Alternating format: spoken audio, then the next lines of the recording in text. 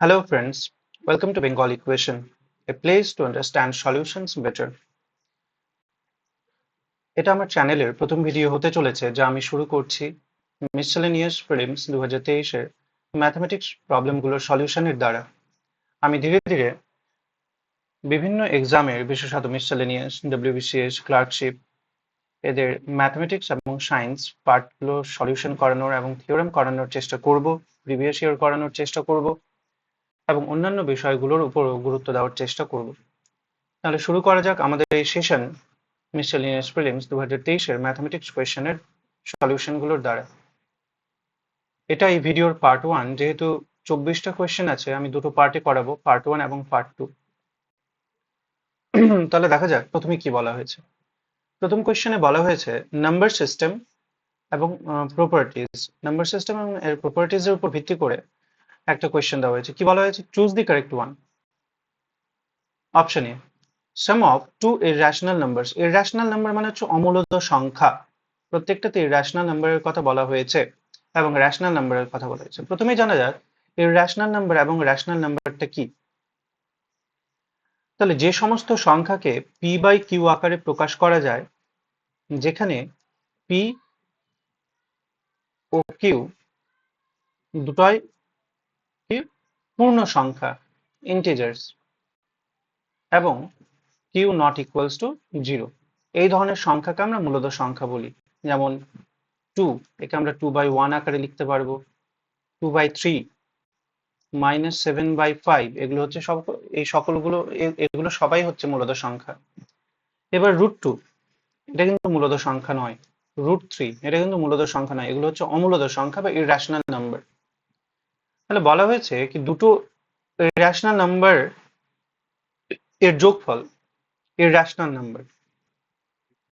হ্যাঁ, দুটো ইররেশনাল নাম্বারের যোগফল ইররেশনাল নাম্বার হতে পারে, কিন্তু সব সময় কিন্তু হয় না। যেমন √2 + √3, এই দুটোকে যদি যোগ করি তাহলে এর মান যা বেরোবে সেটা একটা অমূলদ সংখ্যা বা ইররেশনাল নাম্বারই হবে। কিন্তু আমি যদি একটা সংখ্যা √2 নেই এবং আরেকটা সংখ্যা -√2 নেই, দুটোই কিন্তু ইররেশনাল নাম্বার, এই দুটোকে যদি আমরা যোগ করি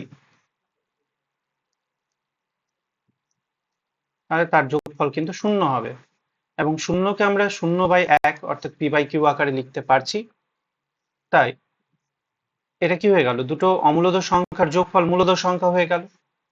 তাহলে এখানে দেখো 3 নম্বর পয়েন্টটা, sum of two irrational numbers is not always an irrational number, অর্থাৎ দুটো অমূলদ সংখ্যার যোগফল সর্বদা কিন্তু অমূলদ সংখ্যা নয়। এই পয়েন্টটাই তাহলে ঠিক হচ্ছে, কখনো হতে পারে কখনো নাও হতে পারে। এবার এই কোশ্চেনটা হচ্ছে ডিভিশন অ্যালগোরিদমের একটা কোয়েশ্চেন। তাহলে প্রথমে আমাদের জানা উচিত ডিভিশন অ্যালগোরিদমটা কি। ডিভিশন অ্যালগোরিদম হচ্ছে যদি একটা সংখ্যা এ, যেটা হচ্ছে ডিভিডেন্ড বা ভাজ্য, এবং একটা সংখ্যা হচ্ছে বি, যে হচ্ছে ডিভাইজার বা ভাজক। এবার এ কে বি দ্বারা ভাগ করলে আমরা ভাগফল পাচ্ছি কিউ, কিউ ফর কোশেন্ট, এবং রিমাইন্ডার বা ভাগশেষ পাচ্ছি আর। তাহলে ডিভিশন অ্যালগোরিদম এর লেমা বা থিওরামটা বলে ভাজ্য ইকুয়ালস টু ভাজক গুণিত ভাগফল প্লাস ভাগশেষ। এবার এটা তো হচ্ছে লেমা, এই লেমার একটা আবার শর্ত আছে। শর্তটা কি? এই যে ভাজক, এই যে রিমাইন্ডার, এই রিমাইন্ডারের মানটা কি হতে পারে? 0 বা তার থেকে বড় হতে পারে, কিন্তু সর্বদাই মড বি থেকে ছোট। মড বি এখানে হচ্ছে অর্থাৎ ভাজকের ধনাত্মক মানটা যা হবে তার থেকে ছোট হতেই হবে রিমাইন্ডারের মানকে। নাহলে কিন্তু আরেকবার যদি ভাগশেষ ভাজক থেকে বড় হয়ে যায়, আমরা জানি আমাদেরকে আরেকবার ভাগ করতে হয়, তাহলে সেটা থেকে আমরা বুঝতে পারছি কি রিমাইন্ডারের মানটা কি হতে হবে, বি থেকে, ডিভিডেন্ড থেকে, ডিভাইজার থেকে ছোট হতে হবে। এবার এখানে দেখা যাক, যদি আমরা 2কে ভাজক বলি, এখানে এই 2টা যদি ভাজক বলি, এটা হচ্ছে ভাজ্য, এটাকে ভাজক আর এটাকে ভাগফল বললাম। তাহলে ভাজ্য, ভাজক এবং ভাগশেষ সমান হয়ে গেল, যা কিন্তু এই শর্তটা পূরণ করছে না।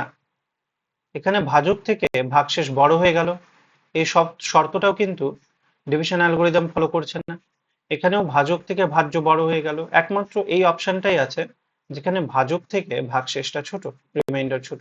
তাহলে এই অপশনটাই হবে correct answer. Let's move on to the next question.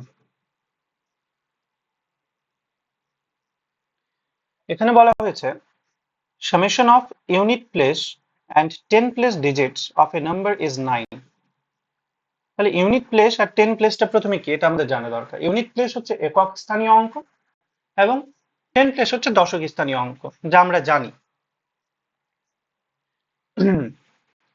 এবার ইউনিট প্লেস এবং 10 প্লেস এই ডিজিট দুটার সাম হচ্ছে 9 একটা নাম্বারের, অর্থাৎ সংখ্যাটা দুই অঙ্কের সংখ্যা, টু ডিজিট নাম্বার।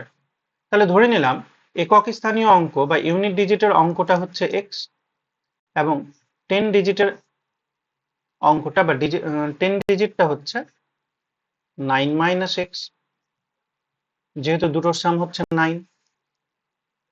তাহলে প্রথমে আমরা, পরে কিন্তু বলেছে আফটার ইন্টারচেঞ্জিং দি ডিজিটস, মানে দশক স্থানীয় অঙ্ককে একক স্থানীয় অঙ্কের জায়গায় এবং একক স্থানীয় অঙ্ককে দশক স্থানীয় অঙ্কের জায়গায় যদি বসাই তাহলে কিন্তু নাম্বারটা চেঞ্জ হয়ে যাবে। যেমন একটা সংখ্যা যদি আমি লিখি 3 আর 9, 39, এর একক স্থানীয় অঙ্ক হচ্ছে 9 আর দশক স্থানীয় অঙ্ক হচ্ছে 3।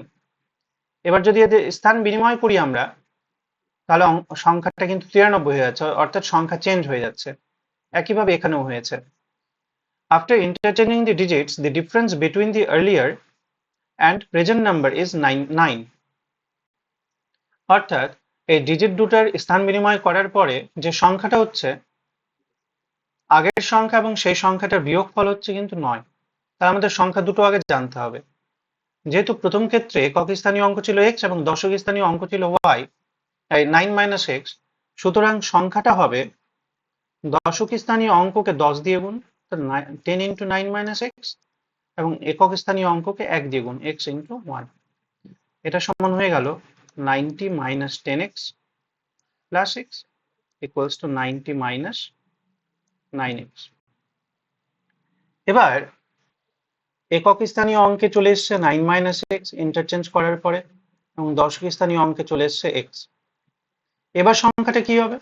এবার সংখ্যাটা তাহলে হবে 10 ইন্টু এক্স মানে 10x plus 1 into 9 minus x মানে 9 মাইনাস এক্স, অর্থাৎ 9x প্লাস 9। এটা হচ্ছে আগের সংখ্যা আর এটা হচ্ছে ইন্টারচেঞ্জ করার পরের সংখ্যা।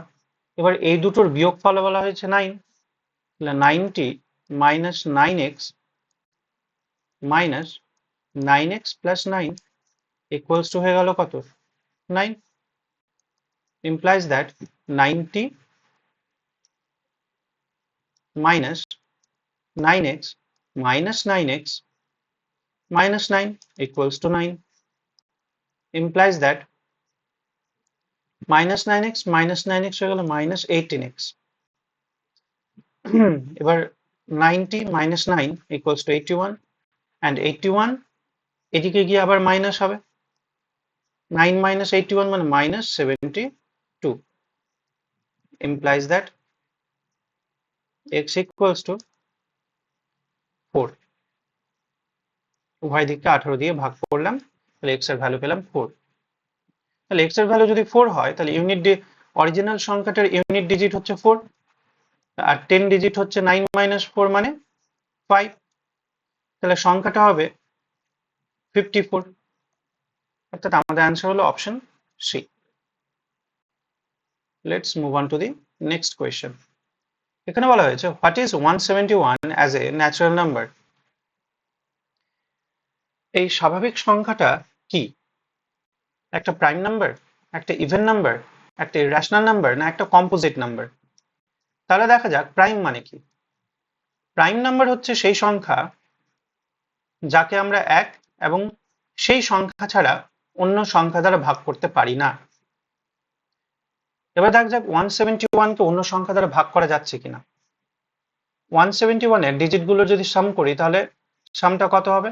9 হবে, এবং 9 দ্বারা ডিভিজিবল যেহেতু সাম 9, তাই সংখ্যাটা 9 দ্বারা ডিভিজিবল, 3 দ্বারা ডিভিজিবল।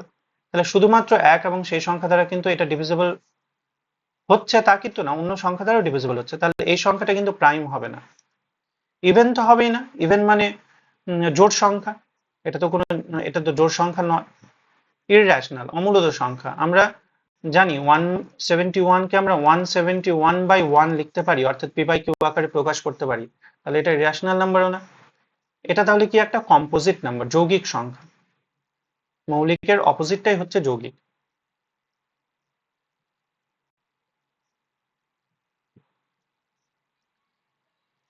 এবার যে কোশ্চেনটা আছে এখানে বলা হয়েছে, how many Times does 7/11 ochre from 1 to 7? এই কোশ্চেনটার মানে হচ্ছে এই 7/11 1/7 মধ্যে কবার আছে, অর্থাৎ 7/11 এর মাল্টিপল গুলো 1 to 7 এর মধ্যে কবার আছে। মাল্টিপল মানে কি? মাল্টিপল মানে হচ্ছে গুণনীয়ক, গুণিতক। অর্থাৎ 7 বাই, যেমন 2 into 1 2, 2 into 2 4, এগুলো হচ্ছে মাল্টিপল।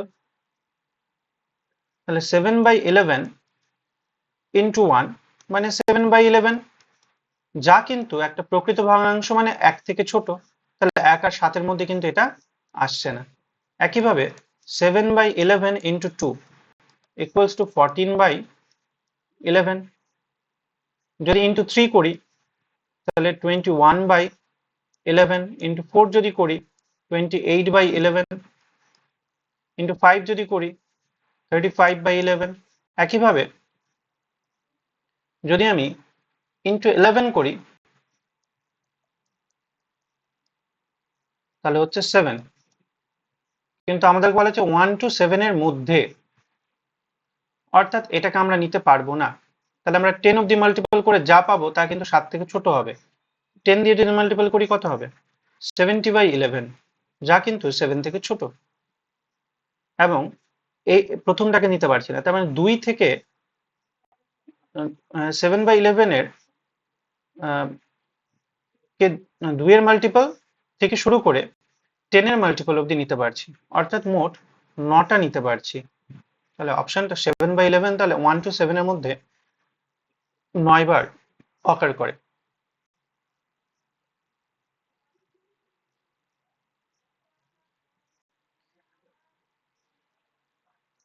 Question number 76.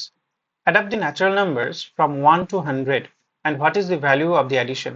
অর্থাৎ 1 থেকে 100 এই স্বাভাবিক সংখ্যাগুলোকে যোগ করতে বলা হয়েছে এবং তার যোগফলটা কত হবে তা নির্ণয় করতে বলেছে।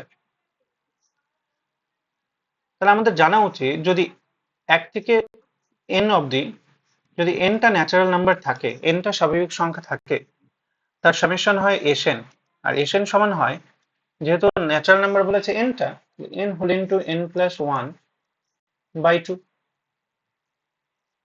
এবার এখানে যেহেতু n এর মানটা বলা হয়েছে 1 থেকে 100, মানে n এর মান হচ্ছে 100, 100টা ন্যাচারাল নাম্বার এখানে আছে। তাহলে এই প্রথম 100টা ন্যাচারাল নাম্বারের সামেশন হবে 100 into 100 plus 1/2 equals to 50 into 101 equals to 5050, যা অপশন, যার উত্তর হচ্ছে অপশন নাম্বার বি।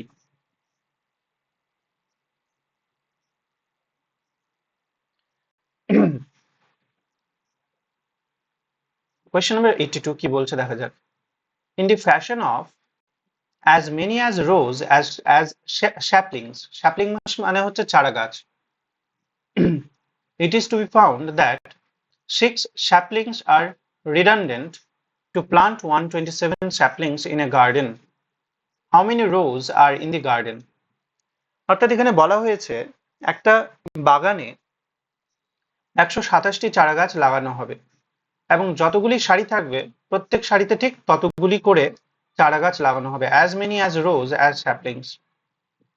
এবার এইভাবে লাগানোর পরে, এই নিয়মে লাগানোর পরে দেখা যাচ্ছে 6টা চারা গাছ কিন্তু এখনো পড়ে থাকছে।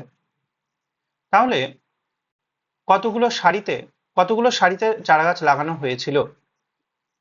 তাহলে আমরা ধরে নিচ্ছি x টি সারিতে চারা গাছ লাগানো হয়েছিল এবং এখানে বলা হয়েছে কিভাবে, এখানে নিয়মটা বলা হয়েছে কি নিয়মে চারা গাছ লাগানো হয়েছে, অর্থাৎ যতগুলি সারি প্রত্যেক সারিতে ততগুলি চারা গাছ।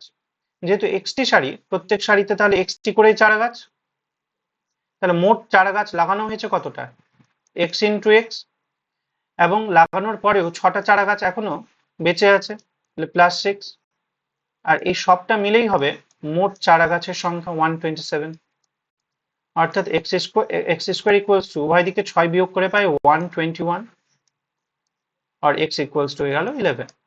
চারা গাছের সংখ্যা যেহেতু ঋণাত্মক হতে পারে না, তাই আমরা পজিটিভ ভ্যালুটাই এক্স এর নিব, অর্থাৎ সারির সংখ্যা হচ্ছে 11টা, যেহেতু সারির সংখ্যা ঋণাত্মক হতে পারে না।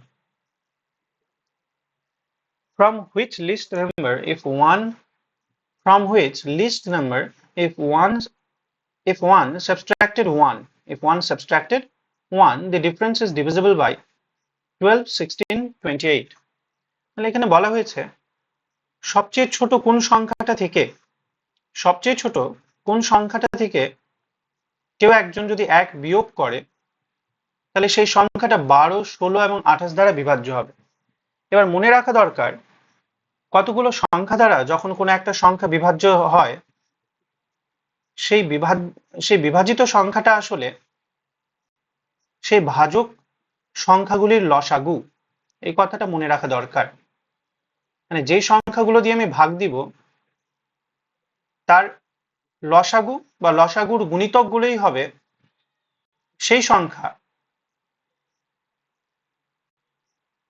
তাহলে আমাদের প্রথমে এখানে করা দরকার 12, 16 এবং 28 লসাগু।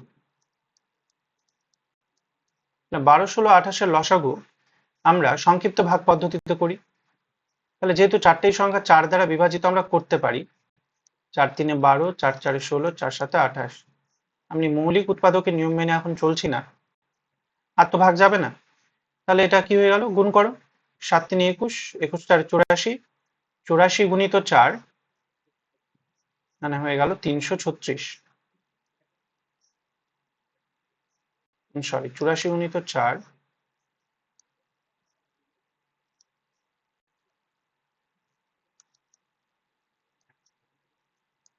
336।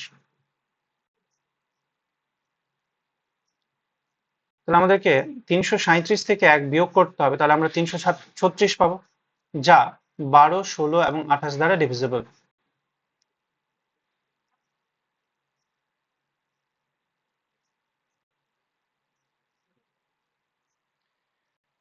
কোয়েশ্চেন নাম্বার 84, এখানে বলা হয়েছে এ রেশনাল নাম্বার ইজ, একটা মূলদ সংখ্যা হলো সেটাই যেটা expressible in a recessing decimal, not expressible in a recessing decimal, always expressible in a recessing decimal, none of the above. এবার এখানে রিসেসিং ডেসিমাল বলতে আসলে বোঝানো হয়েছে রেকারিং ডেসিমাল।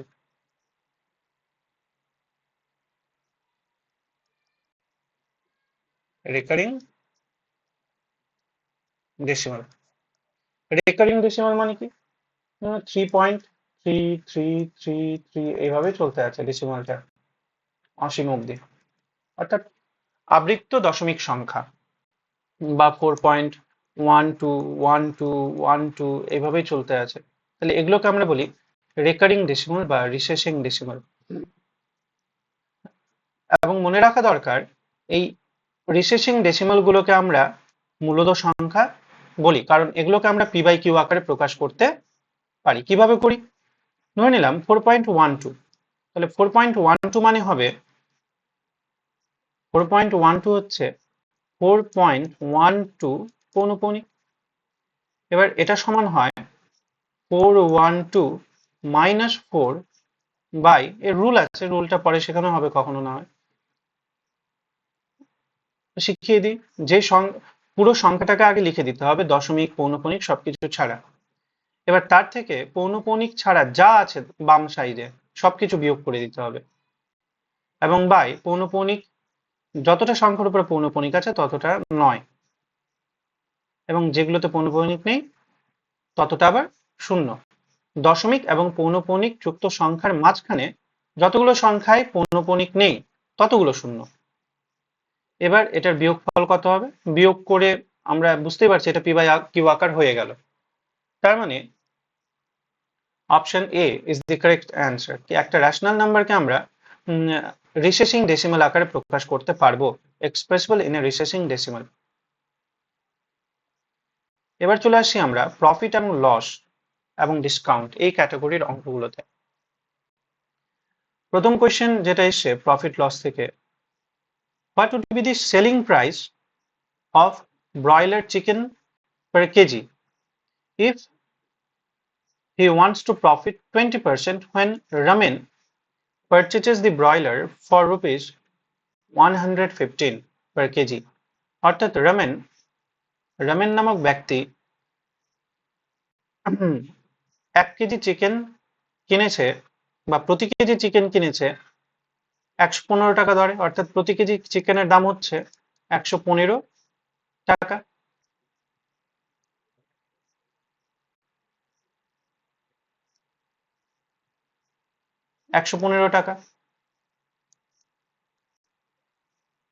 এবং এখানে বলা হয়েছে সে 20% প্রফিট করতে চাইছে। এবার মনে রাখা দরকার 20% প্রফিট মানে কি, যদি আমাদের কস্ট প্রাইস 100% হয় তাহলে 20% প্রফিট মানে আমাদের সেলিং প্রাইসটা হবে 120%। এবার এই যে সেলিং প্রাইসটা আমাদের 120%, এটা শতকরাই সেলিং প্রাইস হচ্ছে 120%। এই শতকরা সেলিং প্রাইসটার দ্বারা যদি আমরা আসল কস্ট প্রাইসকে গুণ করে দেই তাহলে কিন্তু আমরা আসল অর্থাৎ টাকায় সেলিং প্রাইস কত সেটা পেয়ে যাব। তাহলে এই ক্ষেত্রে সেলিং প্রাইস হবে 115 গুণিত 120% ইকুয়ালস টু 115 গুণিত 120/100। এবার এটা আমরা কাটাকুটি যদি করি, 5 দুগুণে 10, 5 দুগুণে 10, 5 তিনে 15, 2 6 12, যা হচ্ছে 138।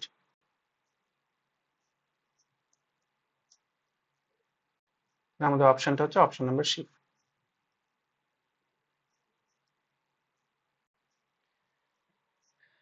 এবার একটা ডিসকাউন্টের অঙ্ক আছে, তাহলে এ medicine wholesaler allows A discount of 20%। এবার প্রথমেই অঙ্কটা পড়ার আগেই আমাদের বুঝে নেওয়া দরকার যে ডিসকাউন্ট সবসময় দেওয়া হয় এমআরপি এর উপরে, এমআরপি বা যাকে আমরা বলি ধার্য মূল্য বা যাকে আমরা বলি রিটেইল প্রাইস, ঠিক আছে। তাহলে এই medicine wholesaler allows A discount of 20%, মানে একজন মেডিসিন হোলসেলার 20% ছাড় দিয়েছেন ধার্য মূল্যের উপরে বা রিটেইল প্রাইসের উপরে, এবং ছাড় দেওয়ার পরেও তিনি 15% গেইন করেছেন কস্ট প্রাইসের উপরে। If the maximum retail price is 550, অর্থাৎ ম্যাক্সিমাম রিটেল প্রাইসটাই কিন্তু হচ্ছে আমাদের MRP, then what is the purchase price of the medicine. তাহলে আমরা কিন্তু সেলিং প্রাইস দুভাবে বের করতে পারি, একটা এমআরপি থেকে, কিভাবে, এমআরপি ইন্টু, যেহেতু এখানে 20% ছাড় দেওয়া হয়েছে তাহলে বিক্রয় মূল্য হচ্ছে 80%, তাহলে ইন্টু 80%, এটা হয়ে গেল একভাবে একটা পদ্ধতি সেলিং প্রাইস বের করার।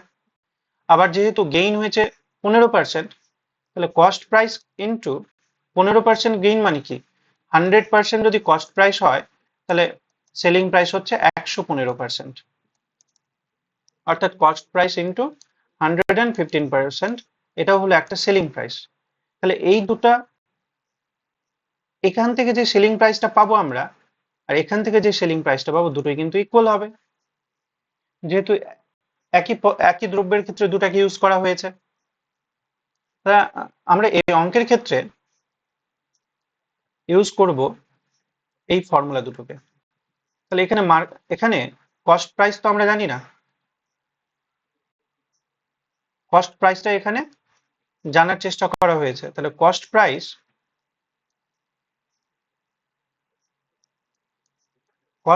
ইন্টু 115% equals to 550 ইন্টু 80%, যেহেতু 20% ছাড়।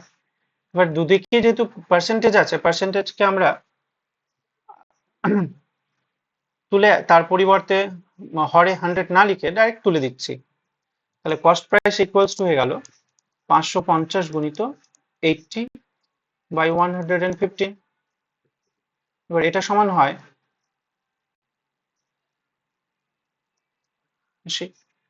এবার এখানে একটাও অ্যান্সার কিন্তু দশমিকে নেই। এবার এটার যদি আমরা অ্যান্সার বের করতে চাই, বের করে দেখতে পারো কোনোটার কাছাকাছিও আসছে না। 440, 374 বা 380, একটারও কাছাকাছি সংখ্যা আসছে না। কাছাকাছি আসলে আমরা সেটাকে নিয়ে নিতে পারতাম, তাহলে অ্যান্সারটা হবে নান অফ দি অ্যাবাভ।